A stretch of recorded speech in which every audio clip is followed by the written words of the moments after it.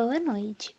Hoje nós vamos apresentar no seminário um artigo sobre vigilância de chikungunya no Brasil, os desafios no contexto da saúde pública. Os integrantes do grupo são o Alexandro Júnior, a Ana Flávia, a Ana Luísa, o Cássio Neves, a Isabela Duarte, a Jennifer Lohane e o Pedro Arthur.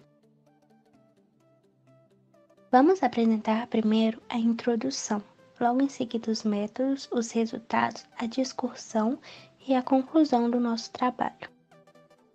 O vírus chikungunya é um alfavírus de genoma RNA. Ele pertence à família Tobacillidae. Tem a transmissão vetorial pela picada do mosquito do gênero Aedes. Foi afastado por volta de 1953 em um surto ocorrido na Tanzânia. É responsável por surtos e epidemias de grandiosidade nos continentes asiáticos e africanos. A doença tem 3 fases: a fase aguda, crônica e subaguda. Na imagem, podemos observar as manifestações clínicas da chikungunya. Da segunda à 8ª semana, nós temos a fase febril, que é menos de 7 dias, a fase de recuperação e a fase crônica. A Organização Pan-Americana da Saúde publicou um alerta epidemiológico sobre as evidências dos primeiros casos autóctones, ou seja, pessoas que nasceram na região ou no território em que habita, em dezembro de 2013. No Brasil, os casos primordiais aconteceram no estado do Amapá e no estado da Bahia. O aumento dos casos autóctones de chikungunya com registro de casos graves e a ocorrência de óbitos refletiu na maior demanda dos serviços da saúde e crescente necessidade de recursos financeiros e humanos para minimizar seus efeitos na humanidade. O estudo tem como objetivo apresentar os desafios da implantação do sistema de vigilância e prevenção da chikungunya no Brasil e avaliar o agravo no contexto da saúde pública. Os métodos trata-se de um estudo realizado no Brasil, abrangendo os 26 estados e o Distrito Federal, no período de 1º de janeiro de 2014 a 13 de outubro de 2016. A doença foi estudada segundo aspectos da vigilância da saúde. A vigilância utiliza os relatórios com informações sobre os agravos da saúde, elaborados a partir das fichas de notificação de todo o país. Periodicamente, os dados dessa ficha são inseridos no SINAM. Para que isso ocorra, qualquer estabelecimento de saúde pública ou privado deve informar a ocorrência de casos suspeitos às secretarias municipais e de Estado da Saúde, e estas ao Ministério da Saúde. Na imagem, podemos observar a tabela de variação, comparação entre os anos, a chikungunya do estado do Rio de Janeiro. Podemos ver os números de casos prováveis, a taxa de incidência e a variação, comparados entre os anos de 2017 e 2018. A região metropolitana 2 apresentou o maior número de casos prováveis no ano de 2017 e houve um aumento considerável em 2018, continuando a ser o maior número de casos prováveis. A taxa de incidência da região noroeste fluminense foi a mais alta em relação às outras durante o ano de 2017. Já em 2018, o maior número de incidência foi na região metropolitana 2 e a maior porcentagem de variação foi na região norte fluminense. A representatividade do sistema considera a distribuição do evento na população, de maneira que os casos sejam caracterizados de acordo com sua proporção por municípios e unidades de saúde notificantes. Foi incluída no estudo a análise de variações socioeconômicas, ou seja, sexo, faixa etária, raça e escolaridade, todos os notificados, haja vista a relevância desses conhecimentos sobre a população. No slide, podemos observar a situação epidemiológica. De vermelho, nós temos os municípios com autoctonia. De laranja, nós temos os casos autóctones. De amarelo, nós temos os casos importados. E de verde, nós temos os casos sem registros.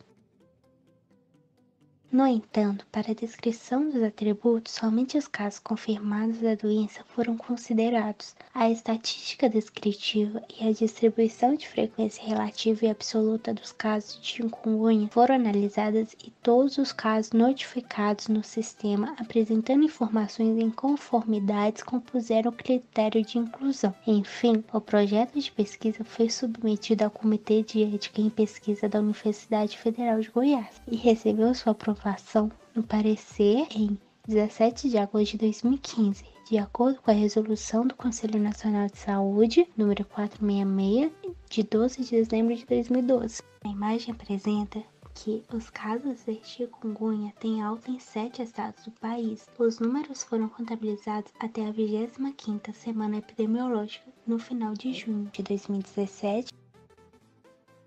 Os resultados são que nos anos de 2014 e 2015 foram registrados 47.830 casos de chikungunya no Brasil. O ano de 2015 apresentou o maior número de notificação, com 43.253 casos. Em 2016, houve um aumento considerável no número de ocorrências notificadas, foram 63.810 casos confirmados. As notificações do ano de 2014 e 2015 apresentaram maior proporção na região nordeste do país. Essa maior prevalência se dá pelo elevado número de casos na Bahia. Porém, a partir de 2016, a maior ocorrência de chikungunya foi nos estados do Ceará e Pernambuco. O perfil epidemiológico da população estudada teve como predomínio a faixa etária de 20 a 39 anos, com 37,8% das notificações. Os indivíduos com 40 a 59 anos tiveram 29,7% de representações e 21,7% foram os indivíduos menores de 19 anos de idade. Houve mais casos em mulheres e indivíduos de cor parda. Observou-se que nos anos de 2014 e 2015, 85% dos casos encerraram em até 60 dias e 72% em 2016. Na discussão, podemos apresentar que, apesar de os primeiros casos de chikungunya no Brasil terem sido notificados na Bahia e Amapá, em pouco tempo foram notificados casos em todos os outros estados também. O sistema de vigilância e prevenção de chikungunya foi representativo no período do estudo, principalmente pelo fato de o sistema que já havia sido implantado antes para a dengue ter sido adaptado rapidamente para receber notificações sobre chikungunya. O principal componente para a adoção de medidas de controle, que é a notificação dos casos, não foi tão eficiente quanto o esperado, com mais de 30% das notificações no sistema tendo sido feitas só 7 dias após o início dos sintomas. Muito disso deve-se à falta de profissionais devidamente capacitados para desempenhar as funções na vigilância em saúde, mas também pela falta de recursos financeiros. Isso tudo impacta diretamente em outros fatores, trazendo prejuízos para o conhecimento da real situação epidemiológica. Para aprimorar a coleta de dados, a partir de 2016, os casos de dengue e chikungunya passaram a ser registrados em ficha única, se integrando. Ao analisar a qualidade dos dados no preenchimento de fichas, notou-se alguns campos incompletos, pela não obrigatoriedade de preenchimento, o que impacta mesmo que esses dados não sejam necessariamente relevantes para identificar surtos e epidemias. Reforçando a necessidade de conhecimento dos casos graves, o mais rápido possível, percebeu-se que a partir de 2016, uma proporção maior de óbitos em decorrência de chikungunya, diferente da baixa frequência relatada no início do período. A predominância dos casos suspeitos da doença foi da população dos 20 aos 39 anos, sendo 65,2% dos casos do sexo feminino. A proporção elevada de campos não preenchidos na ficha foi uma grande limitação no estudo, podendo ter influenciado nos dados que caracterizam o perfil epidemiológico e clínico da doença no país, prejudicando também os profissionais que analisam a doença diretamente. Inicialmente, foi utilizado ações de vigilância ativa, mas, conforme aumentaram as notificações dos casos no país, foi adotado então a migração para a estratégia de vigilância passiva. Então, os casos suspeitos eram comunicados para as autoridades de saúde pública, como principal forma de vigilância. Com o destaque internacional da chikungunya e sua relevância para a saúde pública, foi ampliado a investigação de casos negativos para a dengue e a implantação de um diagnóstico sorológico específico para a chikungunya realmente é um desafio por vários fatores, como indisponibilidade de testes específicos ou insuficiência para cobrir toda a população. Essa ausência de diagnóstico específico foi claramente notada em um surto no Iêmen, nos anos de 2010 e 2011.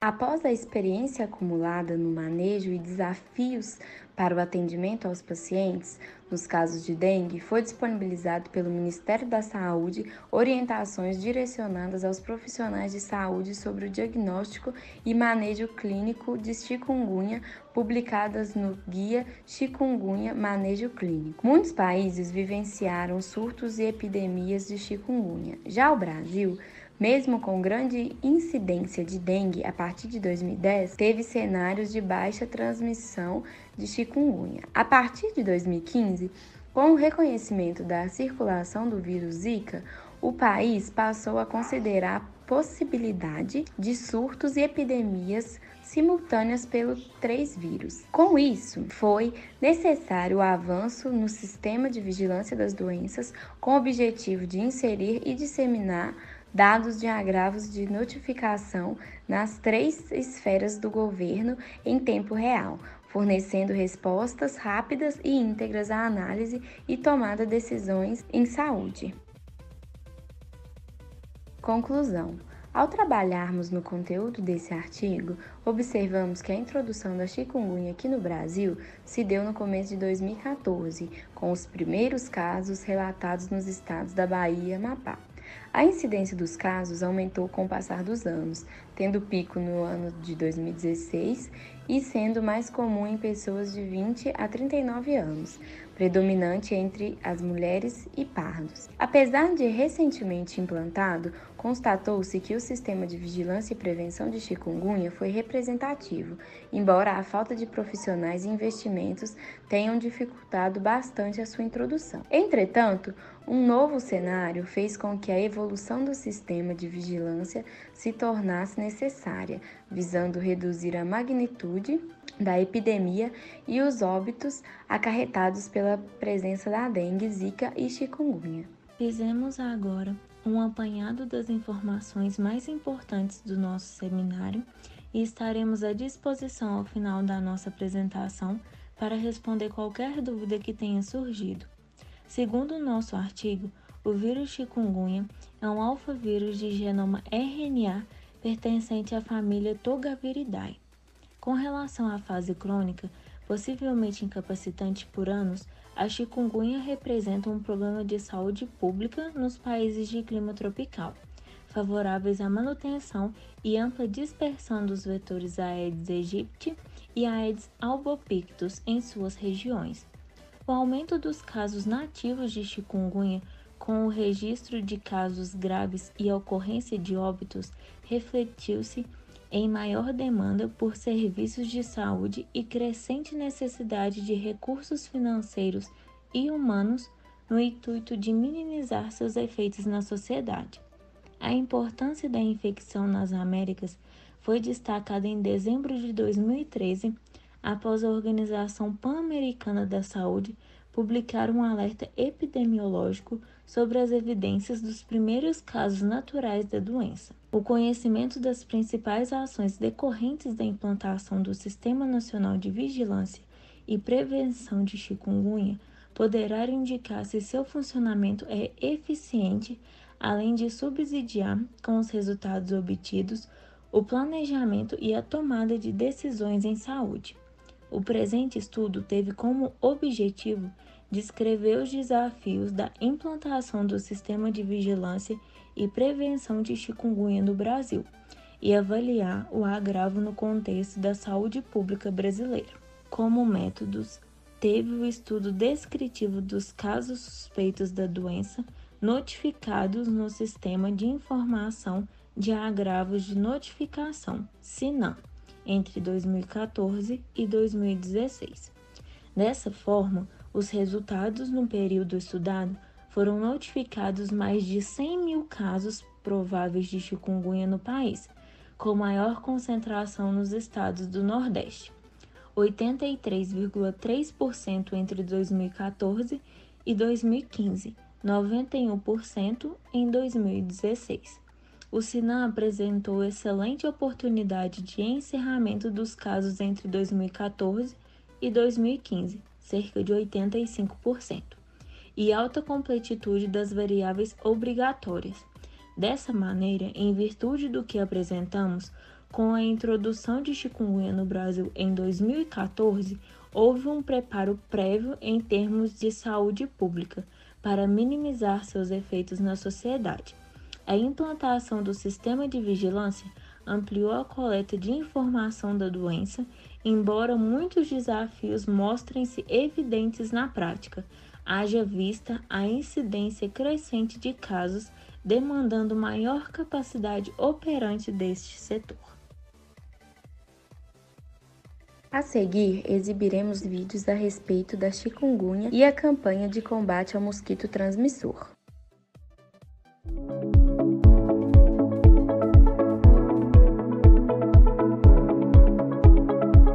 Febre, dores intensas nas juntas, pele e olhos avermelhados, dores pelo corpo, dor de cabeça, náuseas e vômitos. Se você perceber esses sinais, saiba que pode estar com chikungunya, uma doença transmitida pelo Aedes aegypti, um mosquito que também transmite a dengue e a zika.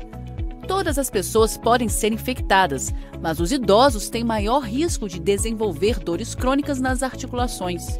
Em alguns casos, as pessoas infectadas podem ficar com aparência curvada. Por isso, o nome chikungunya, que significa aqueles que se dobram, em um dos idiomas da Tanzânia, país africano onde apareceu a primeira epidemia com registro da doença. O tratamento para chikungunya é oferecido gratuitamente pelo SUS e administrado com analgésicos e anti-inflamatórios. Nos casos mais graves, onde as sequelas comprometem bastante as articulações, é recomendado a associação desses medicamentos com fisioterapia.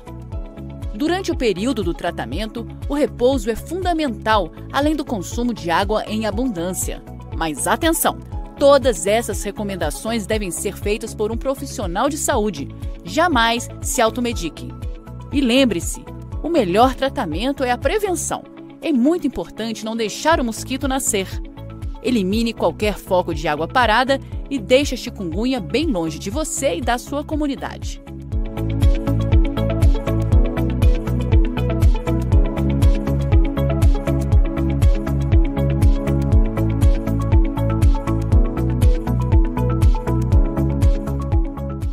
Minha mãe é uma pessoa super ativa e eu passei a ver a minha mãe o dia inteiro deitada no sofá. Não conseguia mais trabalhar por causa das dores. Chegou um dia e falou assim, eu tô com medo até de morrer. E tá aí até hoje prejudicada por causa desse mosquito. O perigo é para todos, o combate também. Faça a sua parte. Com ações simples, podemos combater o mosquito. Ministério da Saúde, Governo Federal.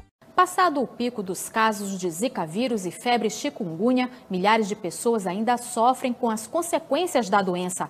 As fortes dores nas articulações são as reclamações maiores de quem já foi infectado. Sequelas que podem continuar por anos, como mostra a reportagem de Luanda Belo e Geilson Paiva.